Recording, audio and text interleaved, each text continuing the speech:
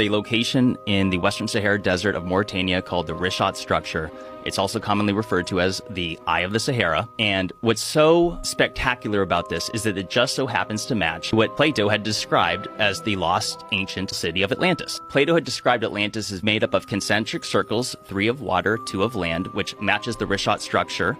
It also is said to have an opening to the sea at the south, and if you look at it from satellite imagery, you can clearly see that water had ran through it. And what people don't realize is that Sahara Africa, up until about 4,500 to 5,000 years ago, was totally green. It was tropical. It had one of the largest networks of rivers ever known to exist. It was said to have mountains to the north, and you just so happen to have mountains called the Atlas mountain chain, but it goes further than that. It turns out that the Sahara Desert is one of the least studied places on Earth. There's so much that points to that possibly being Atlantis. So he went and snuck in to this place where, like, former presidents go. There's a photograph of, it's Ronald Reagan with Herbert Walker Bush and a couple other people all standing around. And it's like, these are the people that used to hang out at this place, and they would put on robes, and they would worship an owl god, and they would burn an effigy. And they're playing, and Alex snuck in and made video footage of this shit. And then no one's denying that it's real. This really did happen.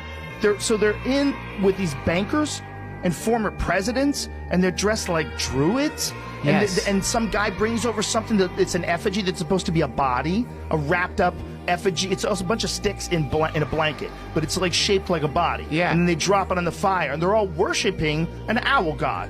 You know, if you cut and place 10 stones a day, it would take you 664 years to make the pyramid. There's 2,300,000 stones in the Great Pyramid.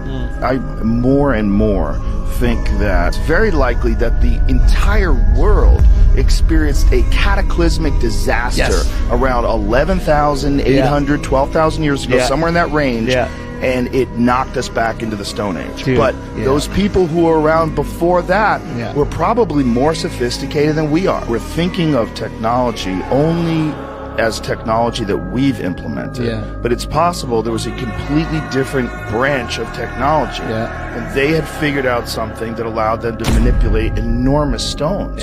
We just haven't figured it out yet. I mean, just